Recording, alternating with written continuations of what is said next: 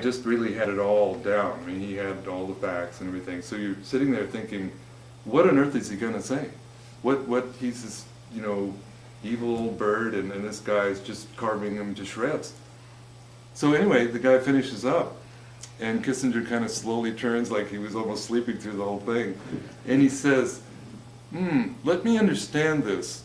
So you want to have a credit card and a car and a computer, probably, right? But you don't want to have anyone in India or China to have those things. Is that it? Is that what... And the guy was just done. Just cut off at the ankles without even just like brushing a fly away. So that's another case of being caught in the middle. If you don't want a world of those things, if you don't want a world of complete technological mediation and everything paved over and Walmart and the industrial globalization, then you do have a position. Not to dictate to people or dream of enforcing it on people. That's not, for example, an anarchist thing, obviously. But you would have a position. That isn't the future we want, and here's why. But that guy didn't have that point of view at all. So he was talking about the impacts of development and U.S. pushing all this stuff in and everything, but he didn't. He was in effect no different from Kissinger in an important respect, in a bottom line kind of respect. And right now, or pretty much right now, we've seen all these Olympic torch protests. And there are a lot of good reasons for those. Obviously, the Chinese policy vis-a-vis Tibet, Burma, other countries. Certainly there's no minimizing that. But what about protesting what's going on with China in terms of industrialization? But everybody has the right to industrialize. Every country has the right to industrialize.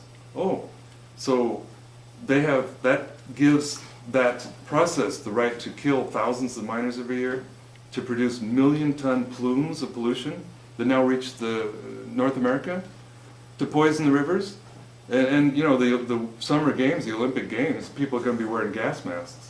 And obviously, what does that do to global warming? This is just a huge boost. It moves us faster to the edge. There's no two ways about it. But that's just that's the way it is. You got to have, that's what modernity is about. And so, as long as those things are not politics, then nothing is being disputed, one might say. And that's not literally true. Of course, there are all kinds of things that need to be disputed, but they're relatively on the surface in many ways, if you compare it to that. Sherry Turkle was in Eugene, Oregon, where I live, last fall, and she gave a really, really moving talk about what is the psychological cost, especially to the youth, with special reference to her own daughter, who was, I think, 13 at the time, of everything being wired and just, the whole, which that's a process that's accelerating. It's just picking up speed all the time. There's more and more electronic mediations. And she even said her own daughter, in some important respects, doesn't know the difference between something that's living and something that isn't, as we get closer to becoming machines. And that was pretty amazing. And she's talking about her own kid. And not to mention the isolation and depression and so forth that comes out of this stuff. Because she's not only an expert on the high-tech stuff, but she's a psychologist. But the really sad thing to me, about which I couldn't remain silent during this evening's lecture, at the end she said, basically she said, well, that's the price of modernity. That's the way it is, with kind of a smile, and sat down. And I was just staggered. And I actually said, I got up and I said, that's not good enough. You can't just say that. I mean, how can you just accept that? You've given us every reason in a very touching, powerful talk. You've talked about it for over an hour here, and then just say, oh, well, it's the way it is. Well, it's the way it is if we accept that. It's the way it is with all of these things. But what happens when your only answer is, Well, that's the price tag for that one. What are you going to do? I mean, absolutely no, you think, how is it possible to have that big a disconnect? But of course, that's not political. That's just technology. And that's just neutral. That's just depends, well, it's not though. It's certainly not. It's never been neutral. And you know, it's harder and harder to get away with that. I mean, and as she was telling us, you know, I just couldn't. And you know, and when I said that, I thought, this is really kind of, you know, perhaps rude. It wasn't a question, it was a statement. It was a question, but it was a rhetorical question. And I thought to myself later, if somebody had said that, basically what I said, just a few years ago, there would have been a lot of grumbling, who are you, we didn't come here to hear you, and get faces, and well, you know what, you could have heard a pin drop. Not because I'm so eloquent as a speaker, I'm well aware of that. You know, but I think people, you know, had the same question. What's up with that? That's not good enough. You can't just say that and let it drop and let it go on. You know, I think of examples. For example, when people say it's value-free and all that stuff like that, I think the picture I saw of an elderly woman in a nursing home in Japan in some kind of coffin-like contraption. There's kind of a window where her face was. And then I'm reading, what the heck is that? What is she doing in this thing? Well, it's a washing machine.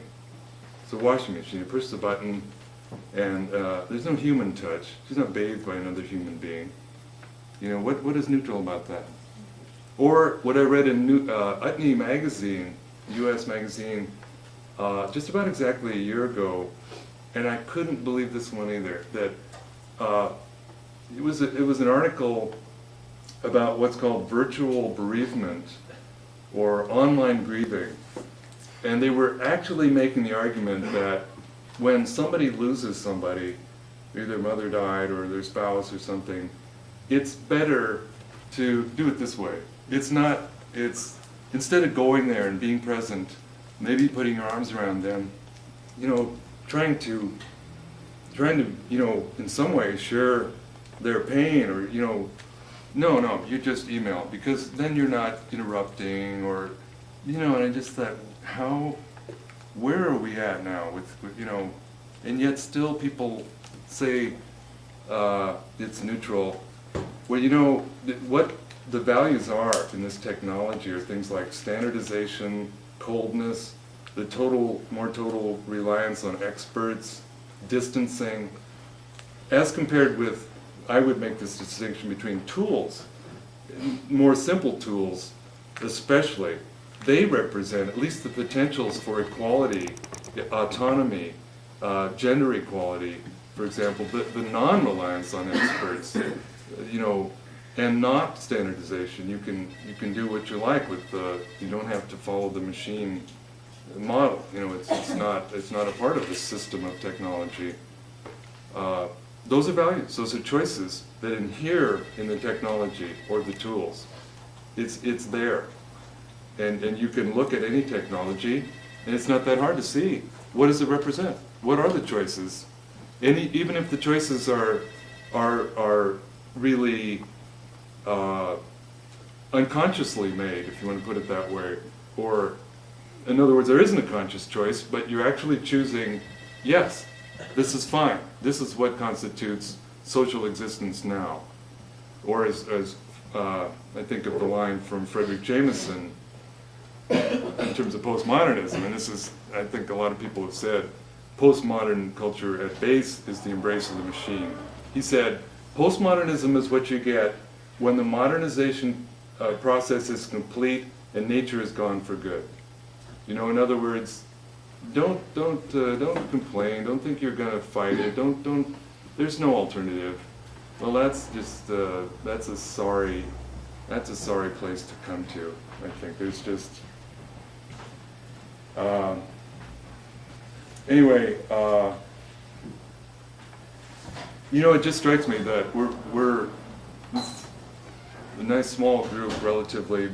Maybe I shouldn't go on and on and on here. Maybe it'd be better just to start discussion if you like, rather than just me bleeding away here. Hi, first of all, I want to say thanks a lot for your writings. You know,